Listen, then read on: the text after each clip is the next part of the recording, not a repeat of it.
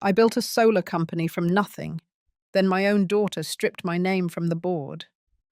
No goodbye. Just a cold envelope and a guard at the elevator.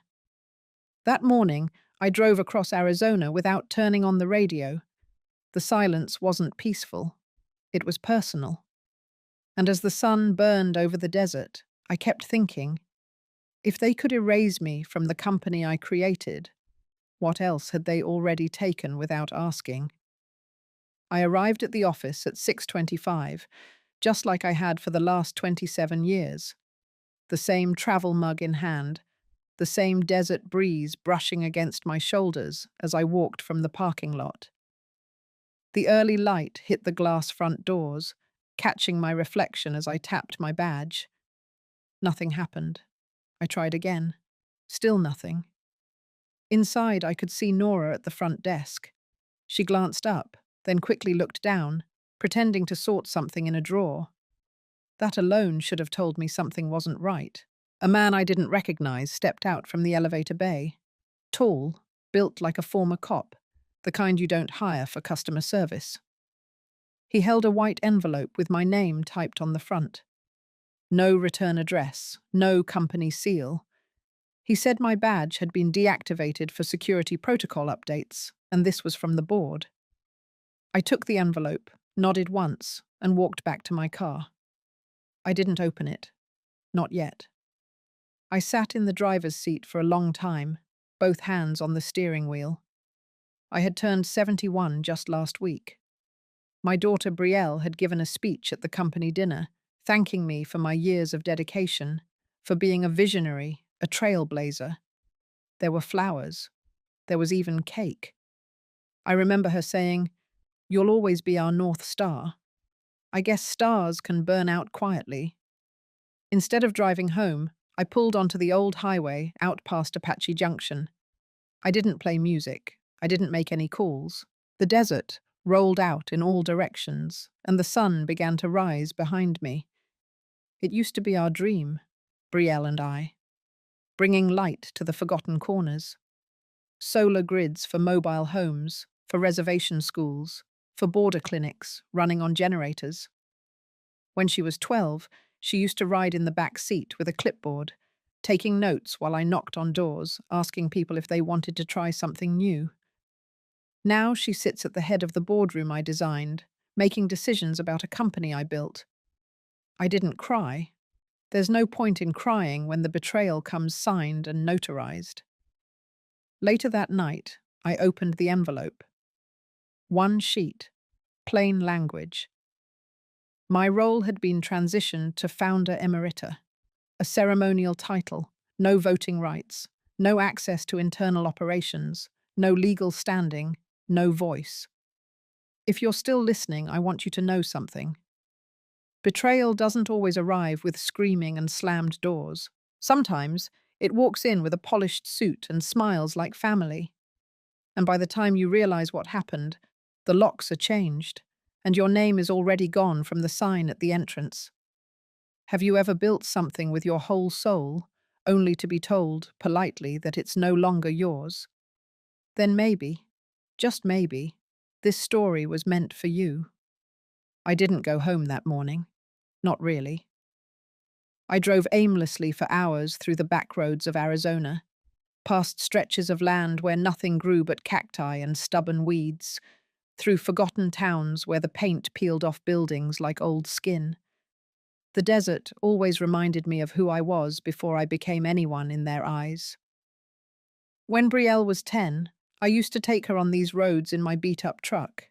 We'd bring sandwiches and blueprints and park outside empty lots, imagining solar panels shimmering under the sun. Back then, she thought I could fix anything. I suppose I did too. But now, that silence in the car wasn't the warm kind. It wasn't the silence of a child napping in the passenger seat. It was the silence of something ending. I stopped at a small gas station outside Superior, bought a bottle of water, and sat on the curb behind the building. The sun was rising higher now, heating the metal of the car until it burned to the touch. I opened the trunk and found the old folder I hadn't looked at in years. Inside were receipts from our first installation jobs, hand-drawn maps, even a letter from a school principal thanking us for restoring power to their classrooms. I held the paper like it was glass. No one remembered these moments anymore. The board only cared about partnerships and headlines. They chased contracts in cities with media coverage. But I remembered every single face from those early days.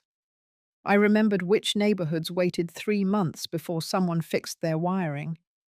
I remembered the kids who studied under blinking lights. That night, I didn't sleep in my bed. I pulled the folding chair from the garage and sat beside the dusty boxes where we stored our first-generation batteries.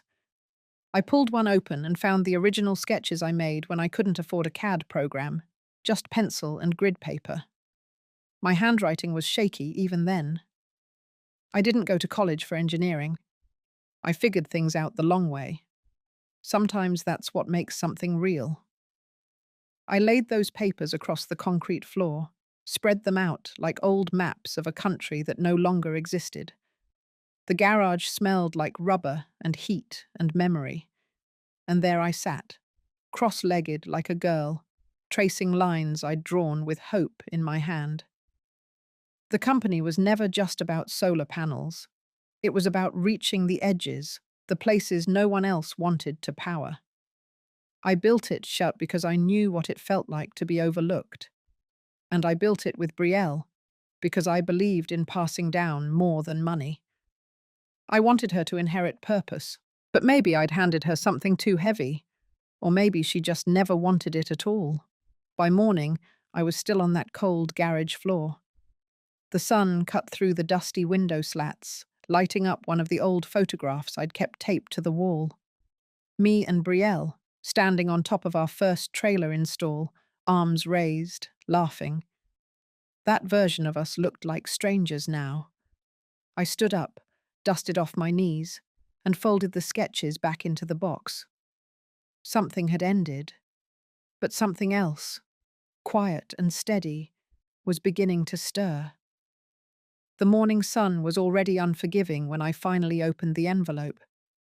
I sat at the old oak table in my kitchen, a place once warm with coffee and laughter, now heavy with something I couldn't yet name.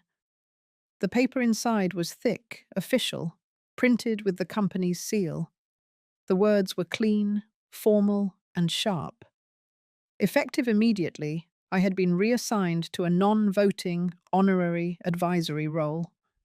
No control, no voice, just a title for ceremony. It wasn't just that I'd been pushed aside, it was how quietly they had done it. The signatures were already there. Brielle's among them. I traced her name with my finger, recognizing the confidence in her handwriting, the loops and sharp ends. That was the same signature she practiced at 13, writing over and over on the backs of napkins at the shop while I filled out invoices. I scanned the packet again and noticed something I hadn't caught the first time. A clause, subtle, buried halfway through, mentioning an update to the company charter. It had been amended 6 weeks prior. All internal votes regarding structural shifts could now proceed without full board consensus, provided a supermajority was present. That was how they did it. They'd rewritten the rules while I was away on a community panel tour in Tucson. I had trusted them to handle the month's administrative routines. Trusted Brielle. I had no idea they were laying groundwork for this. There was no screaming, no confrontation, just the cold mechanics of legality. I pulled out my laptop and began digging. Logged into the board archives with my legacy credentials. They hadn't revoked them yet. The meeting logs were vague. Brielle had chaired 3 sessions, each lasting under 20 minutes. The final one sealed the amendment. I opened my emails from that week. There were none from her. Just one automated message from the operations team about a marketing video in progress. That was it. I closed the laptop and sat back. The betrayal wasn't sudden. It had been quiet, steady, disguised as strategy. I got up and moved to the hallway closet. At the very back, behind old coats and a box of unused phone chargers, I pulled out a black binder. It was thick, worn around the edges. Inside were the original governance drafts I wrote with our first legal advisor, a friend from the community college who had helped us register the company. I flipped through the pages until I found the passage I remembered. A clause I had fought to keep back then, despite pressure to remove it for simplicity. Founders may retain discretionary access to internal documents for purposes of legacy continuity. It wasn't much, but it was something. A thread. I copied the relevant pages and highlighted the clause, slipped them into a fresh folder and labeled it quietly. Then I made tea, sat in the silence and let the weight of it settle. This wasn't just about being pushed aside. This was about being erased, about seeing your name become a symbol instead of a person. They'd used the very foundation I'd built to lock me out, but what they hadn't counted on was that I still remembered every inch of that foundation, every nail, every line of code, every bypass circuit designed for low-income zones. They thought they had moved on without me. But some things, some people, don't vanish just because a line item says so. And if they believed I would quietly fade into the background, they hadn't learned a thing from watching me build. I pulled off the highway just past noon, the sun high over the Arizona hills. Dust curled in spirals behind my car as I turned down a narrow gravel road.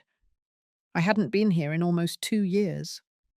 The solar station outside Maricopa had once been the pride of our outreach projects, supplying clean energy to over 100 homes, many of them elderly or living on fixed incomes. The gate creaked as I opened it myself. No one came out. The usual hum of the panels syncing with the grid was absent. I stood still for a moment, letting the quiet settle into my bones. Something felt wrong. Inside the small utility trailer, a light flickered above the main desk. I pushed open the logbook. The last entry was nearly 3 months ago. I flipped through the pages. There had been no system checks, no technician sign-ins, no supply deliveries since spring. It was now mid-July. I stepped back outside and walked around the array. Dust covered several panels. A bird's nest was jammed between junctions. Wires exposed. One of the battery converters had an orange warning sticker peeling off from sun damage. I knelt down to inspect the cooling unit and found sand buildup caking the filter, something that should have been cleared every few weeks. That was when I heard the wheels. A woman in a motorized wheelchair was making her way down the gravel, wrapped in a denim jacket despite the heat. She was old, older than me, and I recognized her. She used to come to the station once a month to get her blood pressure checked and ask if we'd install lights in the community hall. Her name was Myrtle. She parked beside me, one hand shielding her eyes from the sun. "It's been out again," she said softly. "The power flicks off every couple of nights. They said it's upgrading, but it's been months. It gets real dark out here." I nodded, keeping my voice steady. I thanked her and told her I'd look into it. But my hands were shaking. Back at the trailer, I logged into the legacy account we used to manage our rural deployments. Password still worked. I clicked through the maintenance logs, filtering for remote sites. Almost all had been marked suspended due to budget. The reason listed: low media ROI, low visibility, no brand amplification. They had stopped supporting these neighborhoods because no one was watching. I printed the list, then highlighted the 7 sites I had personally fought to include. All were in low-income or tribal regions. All had dropped off the maintenance schedule. Back home that night, I laid the printed maps across my kitchen table. I circled each forgotten station with a red pen. 7 circles, 7 communities left in the dark. I didn't cry. Not anymore. Instead, I walked into the spare room where I kept the old archives. Found a storage bin labeled Founding Notes. Inside were handwritten plans, contact sheets, letters from the first field officers. They had called themselves light keepers. For a moment, I sat there with the lid open, just breathing. Then I began building a list. A new one. Not for fundraising, not for quarterly reports. A list of names I hadn't called in years. The ones who used to show up in the middle of dust storms with duct tape and hope. The ones who remembered why we started. I didn't need press coverage. I needed to bring the light back. Quietly. Deliberately.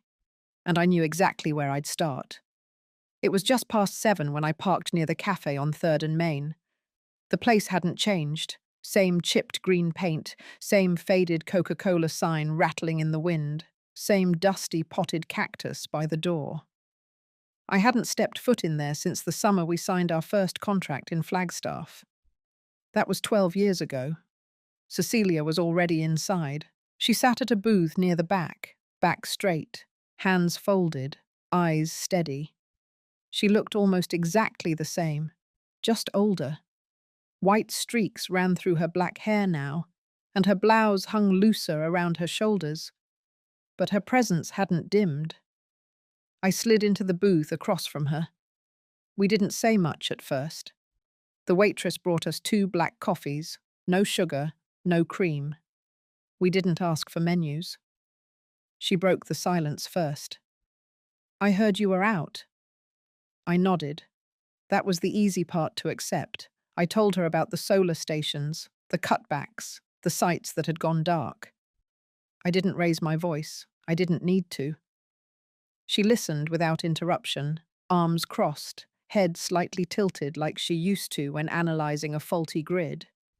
Then I mentioned Myrtle, the power outages, the red pen circles, and the phrase on the report, low media ROI. That one made Cecilia flinch. "You remember when we carried generators on our backs up that dirt hill to reach the school in El Mirage?" I asked. "You remember how we patched the panels with tin foil because funding got delayed, and you ran the circuit line by flashlight?" She stared at her coffee for a long time. Then she nodded. Once. Slowly. "We both believed in the mission," she said. "We believed in Brielle too." That sentence hung between us like dust in a shaft of sunlight. I pulled a folded map from my purse, spread it out on the table. 7 red circles. "These are the ones I can't forget," I said. She looked down, eyes scanning each one like she was remembering not just places, but faces. The elderly couple who sent us tamales after we got their power back. The teenage boy who studied by flashlight until we fixed the inverter. "I want to start again," I told her. "Not a new company, not a press launch, just us. Quiet work, no logos, no headlines." She didn't answer right away, but her hand moved. She took a pen from her purse and began drawing a line on the map, connecting the circles. "We'll need Ellis." Ellis. Of course. The man who once slept in the truck overnight just to guard the panels during a lightning storm. "We'll need permits. Backdoor access to the old maintenance accounts. I still have contacts." Her voice had changed. It had weight again. Not anger. Purpose. I nodded. We called it Quiet Grid. That night, back at home, I turned on the old desktop in the basement. The screen flickered, then lit up. I opened a new spreadsheet, titled it Quiet Grid. 1 column for site name, 1 for last service date, 1 for local contact. I typed the first name under field lead, Cecilia Lawyer, then mine, Evelyn Markham. I leaned back in the chair. Outside, the streetlight buzzed softly. Somewhere in the distance, a coyote yipped into the warm Arizona night. We had no funding, no staff, no legal leverage, but we had memory, we had maps, and we had each other. And that was enough to start. Cecilia moved faster than I expected. By the time I'd finished organizing the contact lists from our old files, she had already reached out to Ellis.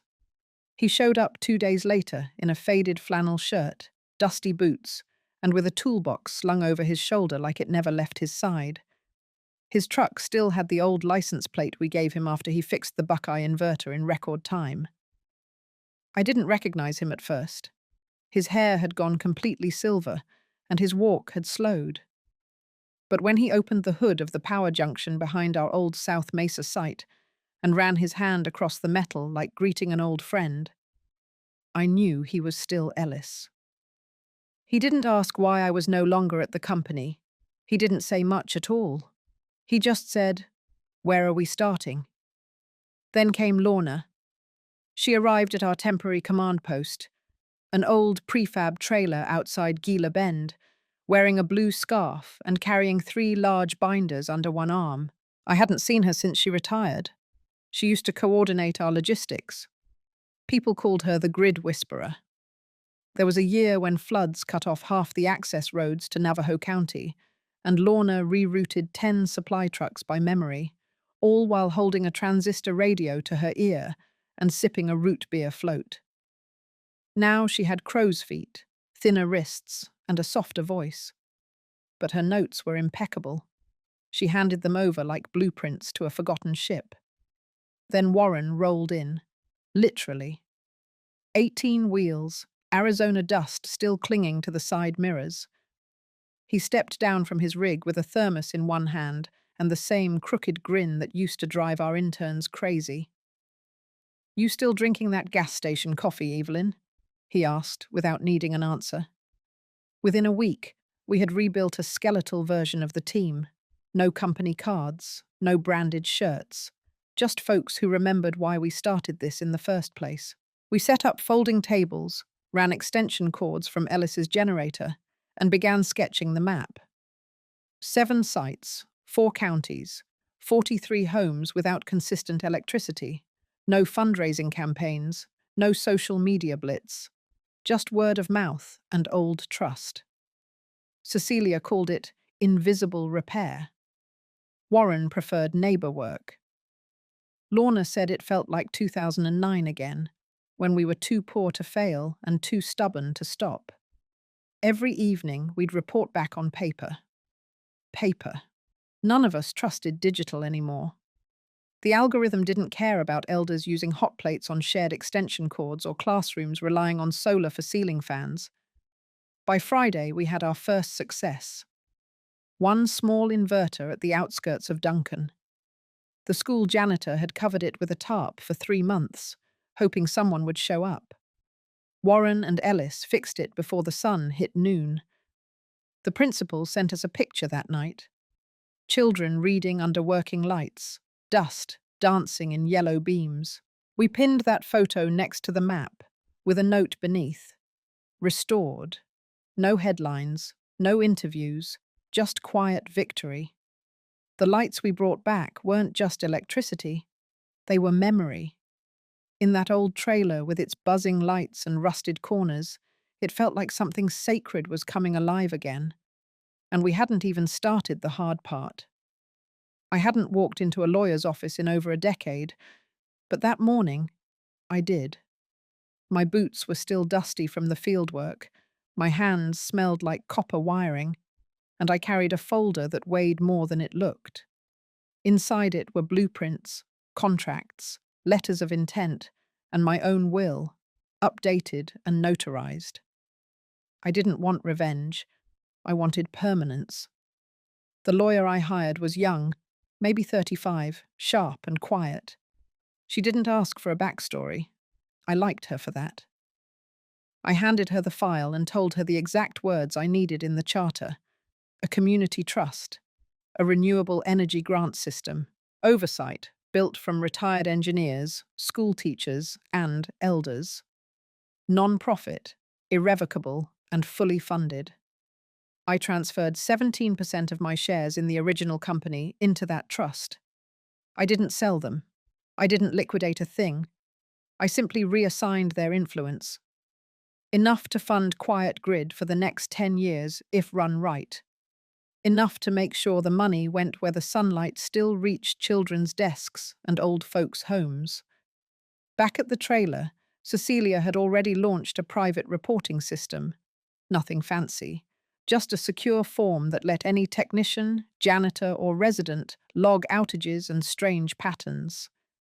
The beauty was in its simplicity. No login, no ID, just stories and names if they wanted to be brave. The reports started to pour in like wind through the cracks, notes from border towns, screenshots of technicians told to skip rural visits, audio files from interns who were laid off after questioning the new inspection routes. Ellis helped us code and tag the data. Lorna double-checked geographic inconsistencies. Warren rerouted deliveries with uncanny instinct, as if he could still read asphalt like a map. The more we collected, the more the shape of something ugly began to appear. It wasn't just negligence, it was design. The company Brielle now controlled was quietly pulling resources from non-profitable zones. Not dangerous zones, not broken ones, just places that didn't serve their narrative. Poor towns with no Instagram presence. Elder communities too tired to protest. Schools that didn't win grants or hashtags. And then we found the document. Cecilia opened it like someone uncovering a body. It was a budget memo, buried inside an archived staff training portal. A line item read, "Redirect low ROI maintenance teams to urban grid showcase sites." They'd made it official, not even hidden, just buried under the assumption no one would care enough to look. I didn't cry. Not this time. I scanned the memo, signed my name on the back, and mailed it, anonymously, to 3 board members I used to trust. That night, we held our first Quiet Grid roundtable. No microphones, no cameras, just 7 of us under a single bulb, sipping tea and listening to wind slide through the trailer seams. We agreed on one rule: no fanfare. If we fixed a site, it stayed between us and the people it served. If we exposed something, it went through legal channels or private letters, not social media, not news. This wasn't about reclaiming image, it was about reclaiming intent. And slowly we saw the impact. A flicker in a grandmother's porch light, a thermostat finally humming in a desert preschool. One by one, these small things reminded us what we'd been building all along. Not a company, not a brand, a promise. And for the first time in weeks, I slept through the night. No alerts, no calls, just the knowledge that we were starting to matter again, even if no one noticed. Especially because no one noticed. It started with a knock at my door just after dusk. A courier. No words, just a clipboard, a brown envelope, and a nod. Inside the envelope was a cease and desist letter. I sat at the kitchen table with my hands flat against the wood, while the kettle whistled in the background. The letter claimed I had accessed company systems without authorization, that my recent activity bordered on intellectual property theft. They even bolded certain phrases for emphasis, as if shouting in ink made the lies more credible. It was Brielle, of course. Her signature was at the bottom, neat and assertive, followed by the company's new legal counsel. She was getting nervous, that much was clear. But she didn't know where the leaks were coming from, and that gave us time. Cecilia came by later that night. Her face looked tighter than usual, eyes sharper. She laid her phone on the table and played a recording she'd received anonymously. It was a scratchy voicemail, someone inside the company speaking in hushed tones. They'd overheard a conversation between Brielle and her PR team. Plans to discredit me. Rumors, mostly. That I was no longer mentally sound. That I'd signed important documents under medical distress years ago. They were preparing to spin a narrative before I even made a move. The room felt smaller after that. We sat there, both quiet, like two women realizing that ghosts weren't just in the past. They lived in boardrooms too. Ellis joined us the next morning with a folder under his arm.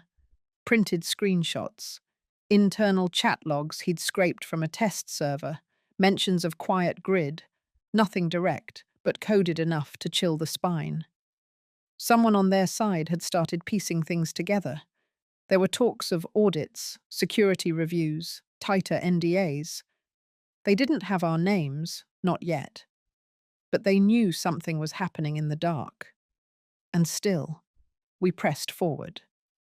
Cecilia redoubled her efforts. The data stream was flowing in stronger now, especially from younger employees who had quietly found our network. One message came from a technician stationed in the outskirts of Winslow. His report said a family had been without power for 9 days, despite repeated service tickets. The logs had been wiped clean. Lorna drove out the next morning and sent back photos. A mobile home surrounded by dust. An elderly couple with melted candles on every windowsill. A child doing math homework by the glow of a phone screen.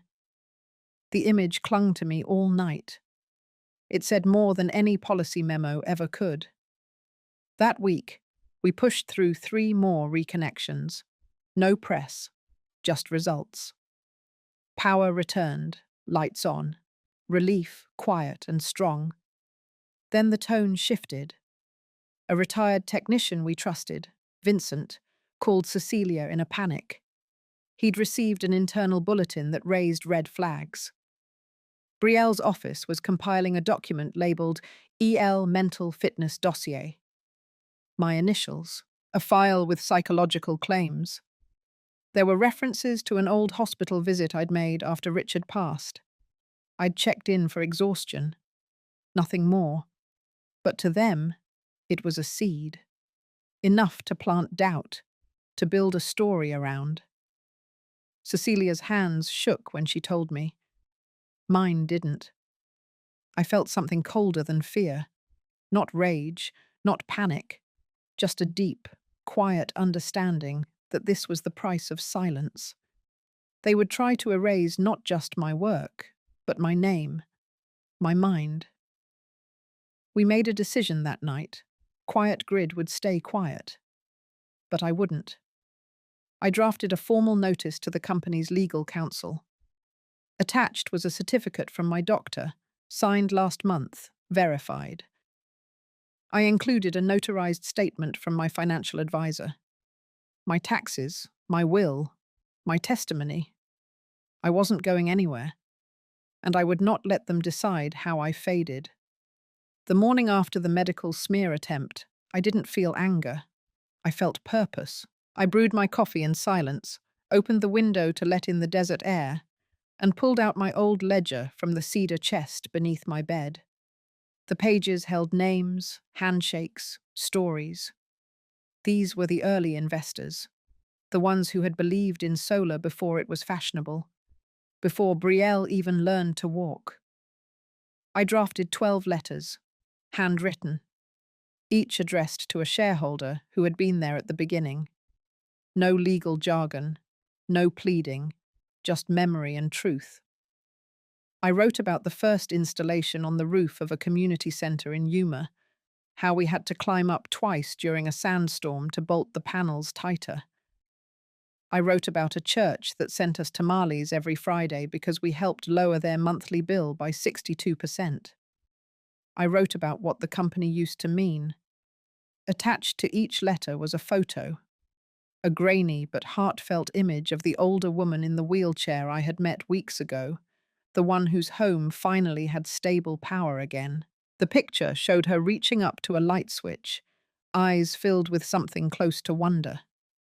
Alongside that was a short report compiled by Cecilia, documenting 86 households that had their power restored in the past 4 weeks through the Quiet Grid initiative.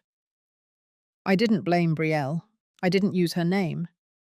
I spoke only of direction, of legacy, of what happens when a company forgets who it serves.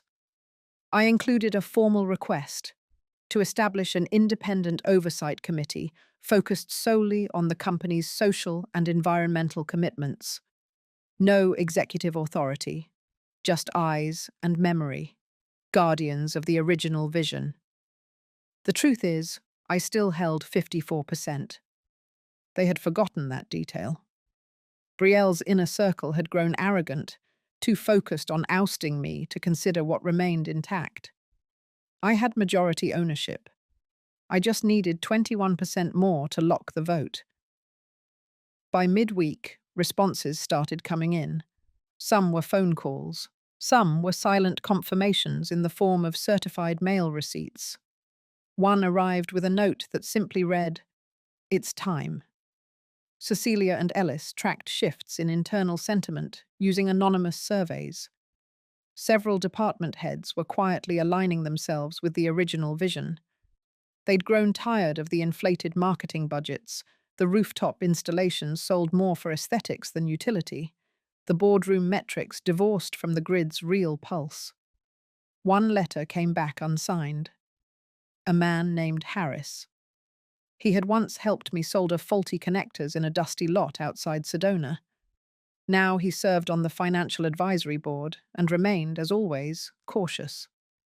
He asked for one thing: proof that our efforts weren't a vanity project. He wanted to see continuity, a plan. I sent him a package the next day. Inside was a 12-page outline of the quiet grid's next phase: expansion into tribal lands, partnerships with community colleges, open-source software to let customers monitor energy usage directly. Cecilia added a statement of projected savings based on pilot data. And Lorna? She handwrote a note about the family in Winslow, thanking Harris for the spark. That was the final piece. The board vote was scheduled in less than 2 weeks. Brielle didn't know yet, but the tide had shifted. Not through confrontation, through quiet alignment, through stories retold. The truth was never meant to shout. It simply waited, steady and undeniable, like the sun behind the clouds, like light waiting for a switch. It began with a whisper.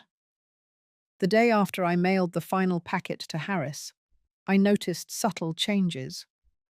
Colleagues I hadn't heard from in months suddenly went silent again. A young engineer who'd promised to follow up with Cecilia about a test site in Safford sent a cryptic email saying he'd been advised not to be involved further. Something was shifting behind the scenes. Cecilia arrived at my door that evening with a manila folder. Inside was a memo leaked from the public relations team. It was marked draft, but the intent was clear. Brielle had authorized a media package labeling me as increasingly unstable. The narrative framed me as emotionally compromised, hinting that I had been struggling with memory lapses and had, in the past, signed off on critical decisions while under duress from unresolved health issues. It was subtle, but poisonous. The language was carefully measured, as if it came from concern.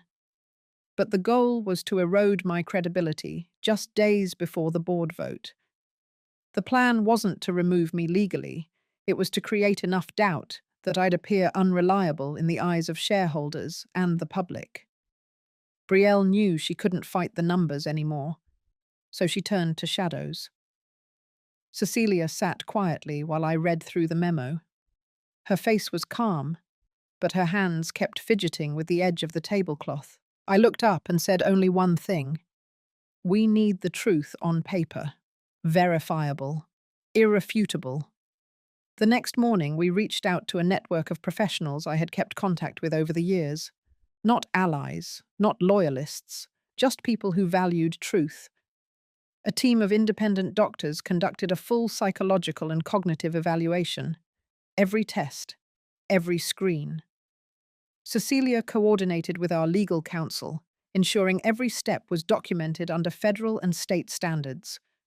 Within 48 hours, I had in hand a certified report: no impairments, no concerns, full cognitive function, emotional clarity, physical health appropriate for my age.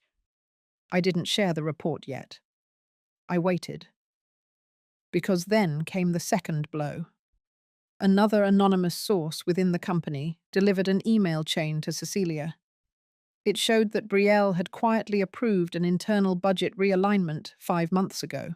She redirected over $300,000 from the outreach fund into something labeled Executive Visibility Enhancement, which, as it turned out, included spa retreats, branding consultants, and a 6-month lease on a luxury apartment near Phoenix. Cecilia gathered the evidence, and we prepared a dual packet. On one side, my medical clearance, on the other, the financial misuse, each one damning on its own. Together, they told a story. No accusations, just facts. I sent copies to the Oversight Committee in formation, the original 12 shareholders, and legal representation for the board. The timing was intentional, just 3 days before the official vote. Brielle's team scrambled. They released a public statement that same night claiming misunderstandings around executive spending and concern for my well-being. But the words rang hollow now. Too many eyes had seen too much. Cecilia and I didn't respond publicly. We didn't need to. Instead, we returned to work. We checked the quiet grid nodes. We updated the energy reports. And I called Lorna to confirm the final site in Bisbee had gone live. When you plant seeds in truth, you don't rush the harvest. You wait. You water. And when the time is right, you gather quietly. The storm was almost here, but I had already found shelter, not in walls, but in what we had built, and no storm could take that away. The conference room was smaller than I remembered. The long oak table, polished to perfection, reflected the morning sun in streaks of gold. 12 chairs lined each side, everyone occupied by a familiar face. Old colleagues, founding shareholders, people I had once shared vending machine coffee with at midnight during our first prototype rollout. Brielle sat at the far end, crisp in her tailored blazer, surrounded by her legal team. I didn't bring anyone with me. Not Cecilia, not Harris. I wanted no distractions, no noise, just the truth. The chair of the meeting, Marvin Elliott, cleared his throat. His voice had lost its sharpness, but not its authority. He read the agenda slowly, then, without ceremony, invited me to speak first. I stood. My knees didn't shake, but my breath caught slightly as I looked around the table. I didn't present a slideshow, no graphs, no projections, just a single folder in my hand. I began by reminding them of a woman named Carla Price, an 81-year-old widow in Cochise County, whose ranch had gone off-grid in 2013 using one of our earliest panel kits. I told them about how she used to send handwritten notes every winter, thanking us for keeping her home warm when temperatures dropped below freezing. I passed around a photograph of her front porch light, recently turned back on thanks to quiet grid. I spoke of legacy, not in terms of financial reports or market caps, but in lives touched. Schools lit, clinics powered, grandparents with air conditioning in the desert heat. I said nothing about Brielle, not a single accusation. But I placed 2 reports on the table. One from the board-certified evaluation, clearing me of any mental decline. The other, a financial audit detailing expenditures made under Brielle's direction, drawn from funds once designated for outreach. There were no raised voices, no objections. Marvin asked if any party wished to make a statement. Brielle stood. She was composed, rehearsed. She spoke about strategy, public perception, scalability. Her words were precise, but they didn't reach far. Then came the vote. It was not a vote to remove her. I had never asked for that. The motion was simple: to re-establish a community oversight board that would monitor outreach allocations and evaluate executive decisions regarding public trust operations. 12 hands, one by one, some hesitant, some firm, 10 in favor, one abstained, one opposed. The motion passed. Brielle didn't look at me when it ended. She folded her notes, nodded to her team, and left the room before Marvin adjourned the meeting. No one cheered, no applause, just silence. I walked out alone.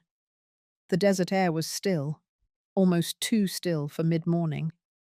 I sat in my car a while, letting the warmth soak through the windshield.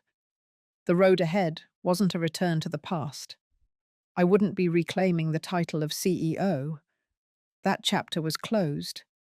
But what had opened was something quieter, deeper, a stewardship, not a throne. In the rearview mirror, I saw the board members begin to exit the building. Some paused before leaving the lot. A few looked up, perhaps wondering how long the sun had been this harsh. It had always been that way, but today it felt just a little more forgiving. I woke up before sunrise, no alarm, just the quiet hush of the Arizona morning. The sky outside my bedroom window had barely begun to shift from indigo to gold. I pulled on my boots and stepped outside. The air was cool, dry. The scent of creosote and sun-baked dirt filled my lungs. For the first time in months, my hands weren't trembling. There was nothing urgent waiting, no boardroom, no legal notice, just the soft rhythm of a day beginning. A single notification blinked on my phone. One of the field techs had sent it before dawn. The message was simple. System normal. Power levels steady. All nodes online. I let out a breath I hadn't realized I'd been holding. The quiet grid was stable. It was working. Another message followed minutes later. From Cecilia. A photo. A child, no older than 10, sitting in a tiny classroom somewhere in Apache County. The lights were on. A fan spun slowly overhead. The boy's face was turned toward the whiteboard, pencil in hand, focused. There had been days when I wondered if all of this would be for nothing. When Brielle's team pushed the mental incompetency narrative, I had felt the old weight of doubt crawl up my spine. But I held on, not because I needed to win, but because I needed to remember why I started. I went back inside and unrolled the map in my den. I traced the old lines with my fingers. Each dot used to represent potential. Now, they meant restoration. I picked up a pen and marked a new one in dark ink. Quiet grid, node 8, fully operational. I sat back in the chair and closed my eyes. Not in exhaustion, just to let the stillness in. I thought about all the people who had quietly returned. Ellis, Lorna, Warren. They had never needed a podium, only purpose. And I had found mine again, not through revenge or reclaiming a title, but by giving the light back. It wasn't just electricity that returned to those forgotten corners of the desert. It was dignity, presence, memory. And somewhere in that, I had come back to myself too. The past would remain where it belonged. Brielle was still in her position, but now watched, accountable. And the legacy of this company, of my life, was no longer just in profit sheets or press releases. It was in the glow of a porch light, the hum of a fan, the learning curve of a child's pencil. I didn't need a celebration. The quiet was enough. And the light, soft and certain, was still there. If this story resonated with you, if you've ever felt erased, overlooked, or quietly replaced, maybe it's time to ask where your light still shines. I'd love to know what part of Evelyn's journey spoke to you the most. You're not alone. We're listening.